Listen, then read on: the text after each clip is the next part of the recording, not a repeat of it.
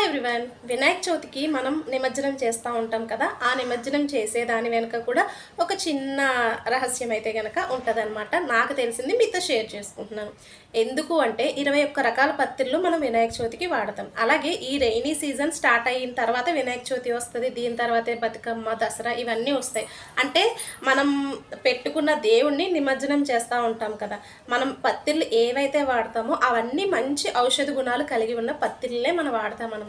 అవి మంచి ఔషధ గుణాలు కలిగి ఉండటం వల్ల మనం ఇంట్లో దేవుడి దగ్గర పెట్టుకొని ఆ 9 days పూజించుకున్నప్పుడే ఔషధ గుణాలు, ఆ స్మెల్ మనం పీల్చుకునే వాటి వల్ల అంతా మంచిగా ఉంటుంది అనమాట. దాని తర్వాత మనం నిమజ్జనం చేస్తాం కదా.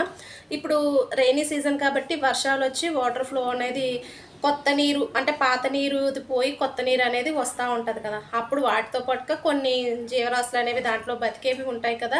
వాటికి కూడా మంచిగా హెల్దీగా అంటే ఆ రసాయన గుణాలు ఏవైతే ఉన్నాయో మనం వాటర్లో వేయగానే వాటర్లోకి వెళ్తాయి కదా, వెళ్ళి లోపల ఉన్న వాటికి కూడా హెల్ప్ఫుల్ అవుతాయి అన్న ఉద్దేశంతో చేస్తారనమాట. అలాగే మట్టి వినాయకుడిని, ఎందుకంటే వాటర్లో మట్టి వినాయకుడిని నిమజ్జనం చేసినా, లేదంటే కనుక ఇప్పుడు దసరాకు అమ్మవారిని నిమజ్జనం చేసినా మట్టి అనేది కొంచెం బాగుంటుంది. ఇప్పుడు దాంట్లో ప్లాస్టర్ ఆఫ్ ప్యారిస్ అవి యూజ్ చేస్తే అవి నీటిలో జీవించే వాటికి ఇబ్బందికరంగా ఉంటాయని చెప్పి వాటినైతే కనుక వద్దు అని చెప్తున్నారు. మట్టి వినాయకుడినే వాడమని చెప్తున్నారు. అలాగే మనం పత్తిళ్ళు లేదంటే పువ్వులు ఇవన్నీ వేసినప్పుడు కూడా ఒకటి గుర్తుపెట్టుకోండి, దాంట్లో ఏదైనా పాడైపోయి మనం నీటిలో జీవించే జీవరాశులకి ఇబ్బంది అంటే దాంట్లో వేయకుండా మిగతావి ఏవైతే ఉన్నాయో వాటికి హెల్ప్ఫుల్ అయ్యేటట్టయితే కనుక వేయండి.